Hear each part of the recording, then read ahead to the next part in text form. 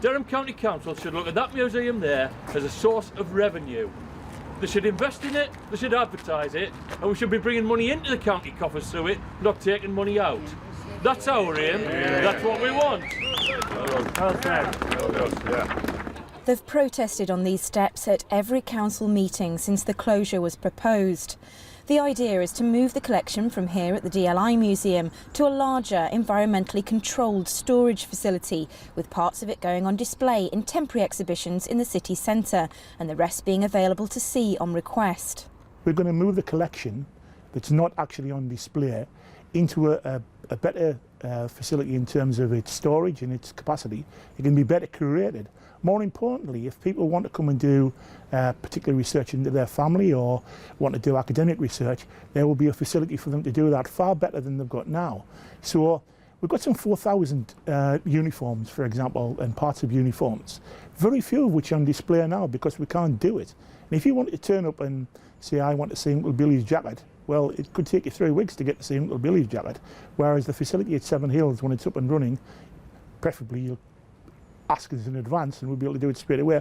But if you turn up on the day, within that day we will get you Uncle Billy's jacket.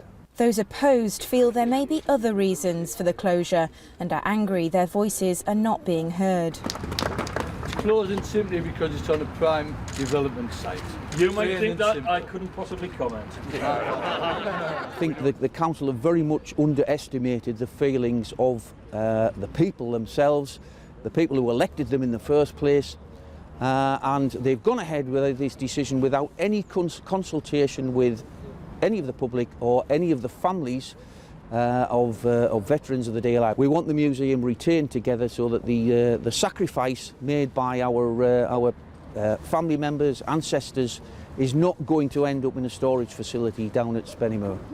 Inside the chamber, emotions were running just as high as member after member got up to say their piece. Our young men died fighting Nazism and they died for our freedom. I speak this morning on behalf of my maternal grandfather, Vincent Rouse, or should I say DLI Private Vincent Rouse. My father, both my grandfathers, were in the DLI.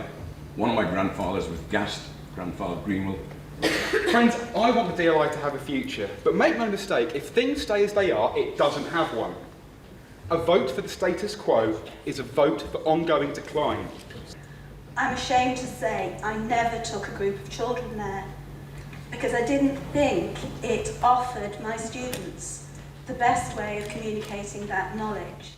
As ever, this is a row about change, the old versus the new. There are some who feel the memories of these brave men is best honoured by keeping the collection untouched.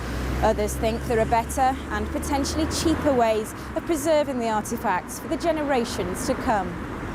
For now though, unless its supporters can raise the £300,000 needed to take control of the collection privately, the museum will close its doors on the 1st of April this year. Hannah King, Forces News in Durham.